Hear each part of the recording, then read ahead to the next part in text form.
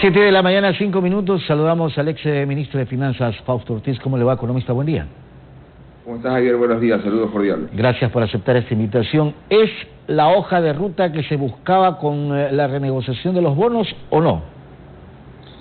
Sí, el gobierno y el Ministerio de Finanzas estuvo trabajando en ese proyecto para tratar de disminuir pago de capital, la tasa, ampliar el plazo, y finalmente eso es lo que se logró en el proceso que se encuentra en la actualidad, donde se ha negociado primero con un grupo importante de tenedores de deuda y luego poco a poco irán sumándose el resto de tenedores a la espera de que se termine esto a fines de julio, en palabras del ministro de Finanzas. ¿Esta era parte de una recomendación, por así decirlo, de ustedes, entiendo por ese Consejo Asesor Económico, o no? No, esto aquí ya arrancaba antes de que se nombre Consejo Asesor. Lo que nosotros hemos hecho es quizás aportar con algunas ideas, algunos comentarios y respaldando o comentando sobre lo que el Ministerio estaba planteando como ruta a seguir. Por lo tanto, esto es de alguna forma trabajo ya realizado previamente en el Ministerio de Finanzas y de la mano del Ministro de Finanzas bajo su liderazgo, ¿no? Si esa hoja de ruta que le decía en gran parte ha podido ser analizada con los tenedores de deuda, ¿la otra parte que a finales de julio podría ser también es importante? Claro, porque se necesita el 66% de los votos de los tenedores de deuda para toda el rango amplio de deuda y un poco más alto para los tenedores del bono 2024. Es decir, hay 10 bonos, 9 se necesitan el 66% y uno, el que vence en el 2024, se necesita algo así como el 75%. Pero ya la expectativa parece que ha sido recibida bien por los mercados. De alguna forma el riesgo país, la mejora del riesgo país pasa el mensaje de que la propuesta es interesante para ellos. Si fuera una mala propuesta, la gente se deshiciera de los papeles y entonces estaría más bien el riesgo país subiendo, y eso no ha ocurrido. Por lo tanto, la expectativa de que esto avance bien es elevada y ojalá terminemos como país esto para fines del mes de julio y eso nos permita, entre otras cosas, ya darle la vuelta al tema de la amenaza del default en deuda externa, bonos, y trabajar en el resto del financiamiento que es elevado para este año 2020. ¿Pero vamos por el camino adecuado, economista, o no? Yo creo que sí, yo creo que es adecuado que como país tengamos una disminución del capital, una baja en la tasa de interés. Eso le alivia al tema fiscal este año 1.000 millones de dólares, le alivia el tema fiscal del año siguiente 1.300 millones de dólares y permite encontrar una adecuada posición para frentear con el Fondo Monetario Internacional, que también necesitamos financiamiento para cerrar la brecha fiscal y financiera de este año. Y para frentear al Fondo Monetario Internacional, ¿era lo adecuado esto que se ha dado con los tenedores de deuda?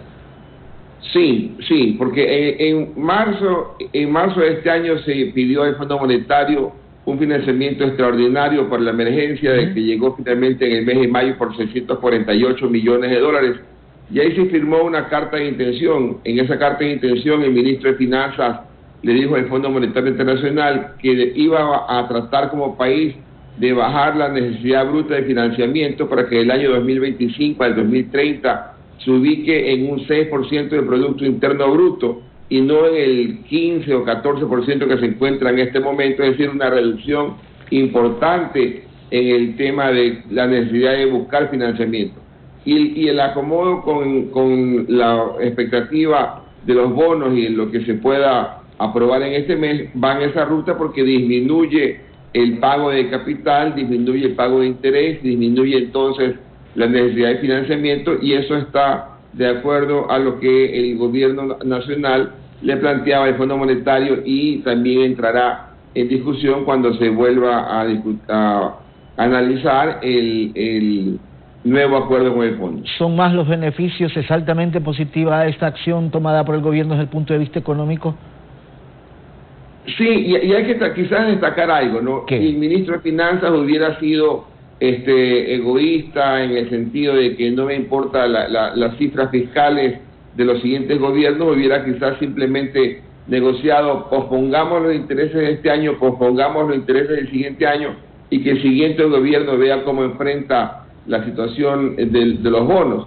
Y más bien aprovechando las circunstancias que se presentaron, en el sentido de que el precio del petróleo se fue al piso, la situación estuvo complicada, el riesgo país estaba elevado, daba espacio para decir, es una solución que hay que buscarla de largo plazo, y por eso que en los siguientes 10 años, es decir, los siguientes 2 gobiernos, tendrán un alivio en el pago de intereses de deuda externa, sobre todo en bonos, y eliminará y alejará también la amenaza de un próximo default en los siguientes 10 años, porque los valores a pagar son relativamente pequeños, y eso sirve para darle algo de respiro a los siguientes gobiernos también. ¿El gobierno se pone al día para esos pagos pendientes con el default?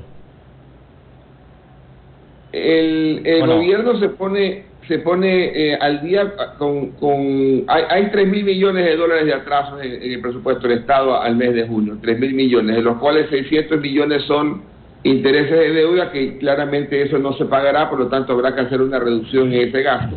Y hay como 2.000 millones de dólares todavía en atrasos en el primer semestre. Y con plata fresca que nos entre del nuevo financiamiento del país, ahí se podrá poner al día. Mientras tanto, el impuesto apenas le alcanza para pagar nómina con algo de retraso, lo que hemos estado observando, y algunos otros gastos. Pero la plata fresca es la que va a permitir darle espacio a que el gobierno no se siga atrasando, y lo que falta para el segundo semestre, que estamos ya corriendo en este primer mes de julio, es algo así como entre 7.000 y 8.000 millones de dólares, es decir, todavía falta bastante cantidad de recursos para poder levantar liquidez y poder atender los gastos de presupuesto del Estado, tanto en déficit fiscal como en amortización de capital y deuda. Con el Fondo Monetario hay que seguir intentando, analizando, conversando, etcétera, y con la deuda interna esa hay que reestructurarla también, economista, ¿o me equivoco?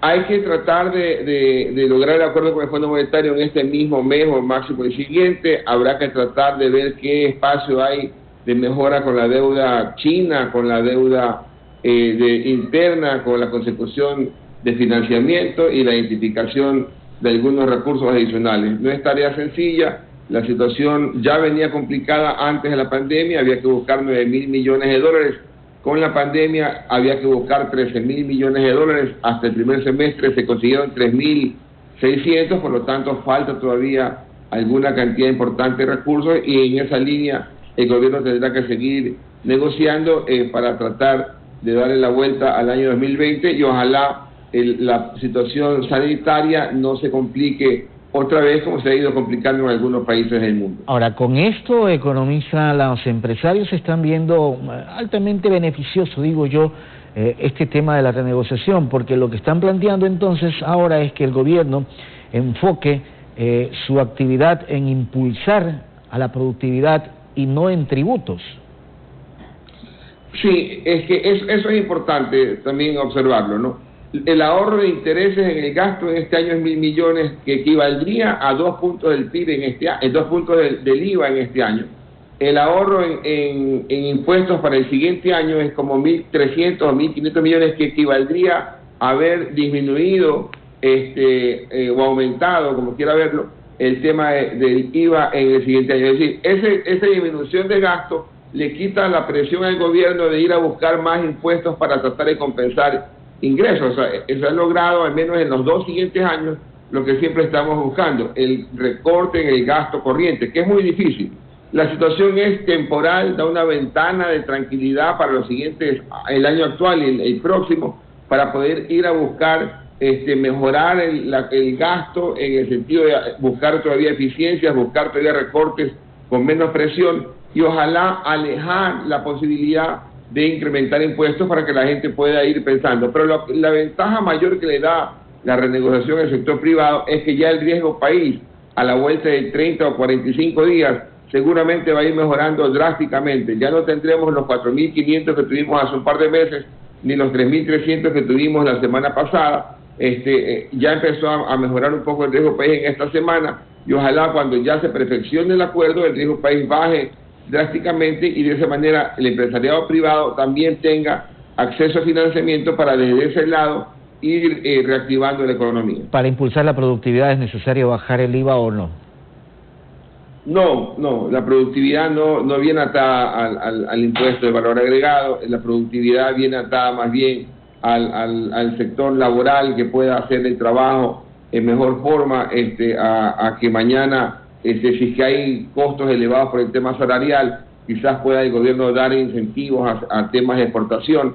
El campo agrícola necesita mucho apoyo para poder vender sus productos localmente, vender los productos también de importación, y la productividad vendría dada quizás con acceso al financiamiento barato, con acceso a reducción de impuestos para poder exportar. Economista, quiero agradecerle por haber estado con nosotros esta mañana. Buen día. Gracias, Javier. Saludos cordiales. Gracias, el exministro.